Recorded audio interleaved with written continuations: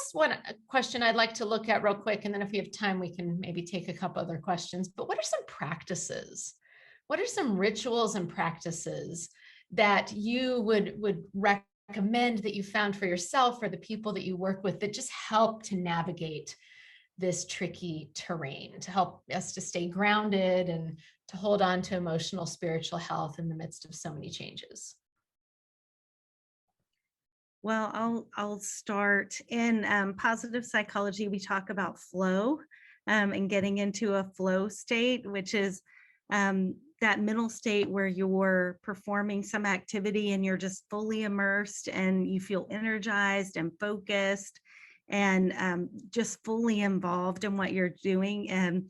And so I think giving yourself the chance to look for ways to get into flow. And that might be, I mean, for all of us, it's a little bit different. But one of the things that we need to do is be able to set small goals that we can achieve. So what in positive psychology, they call them just manageable difficulty. So something that's hard, but you can do it. So like yoga, for example, is something that people might do, or exercising, gardening, those things, maybe reading a really good book that's challenging, but not so hard that you put it down because you can't understand it. So those kind of just manageable difficulties that challenge you and stretch you, but they're not too hard.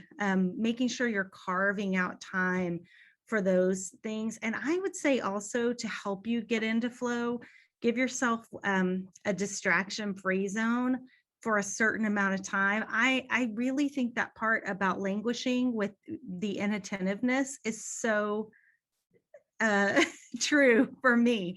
I see that, like, I'll be reading some really good book, that I'm enjoying, and then I'll find myself like wandering off, in my mind, and I think, I don't even know what that said. And I think it's just hard right now. So giving yourself, like, I'm going to sit on the front porch and read for 15 minutes, and I'm not going to have anything else out there but my book, or 20 minutes. Give yourself that time that's manageable, where you won't be distracted, or you can at least try. If you have little kids at home, I know that's hard, or teenagers, they're distracting. But those are two things that I think giving yourself the chance to have time that's distraction free and something that can help you get into that flow, that really will help you feel better.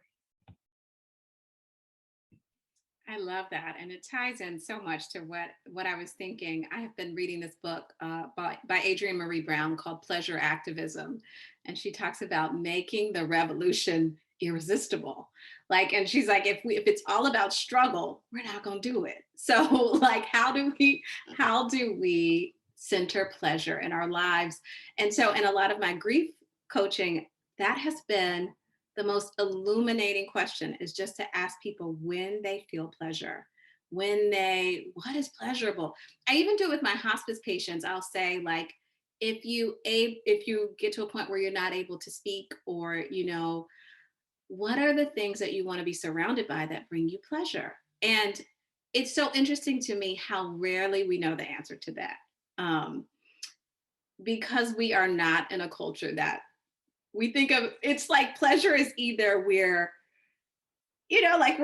free, full on hedonistic. Like, we don't think that we can just think in terms, if I let myself experience too much pleasure, then I'm gonna go on the other side. And it's like, how do we cultivate these daily kind of pleasures in our life? And I have started, and I'm sure people are like, get out of my business. But every meeting I just had one today, and I was like, are you taking time off this summer? Like, when are you resting? Like, what, like, no, you haven't been doing, going into the office every day, but you're still working. So are you taking time off? And having those questions about rest, and just normalizing, like, rest and pleasure and play in the midst of that. And I'm also, like, a big ritual person. I actually heard this from Suzanne Stabile, I was like, this is so brilliant. But she said, like, you can something, she was quoting, I think she was quoting Pauline Boss in Ambiguous Loss. And she was saying, like, you can tell how well a culture handles grief by the rituals that we have around those griefs.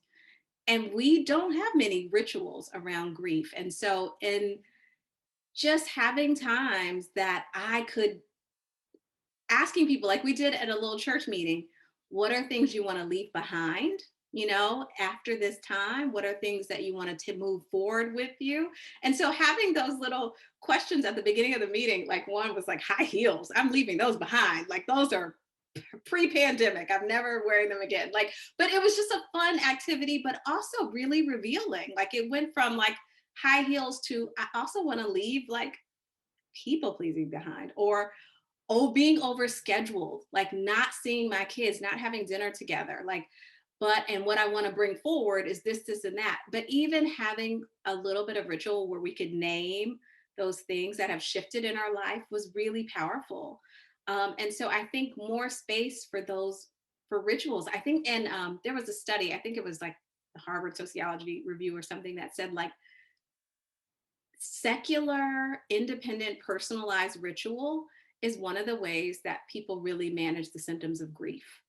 And so it's just the little things that we, and they were talking about specifically in the context of death, but they were saying people who had little rituals like drinking out of the mug of their loved one every morning seemed to fare better in their grief journey than people who didn't have them. And so I think about, you know, wearing the same brooch that their mother or their grandmother wore, like all of these little rituals. And so just thinking about what are the rituals that in our life that we can mark to move forward, like how can we what are the practices that we can, you know, just really name our loss but also kind of name our moving forward, I think is really powerful in our coping.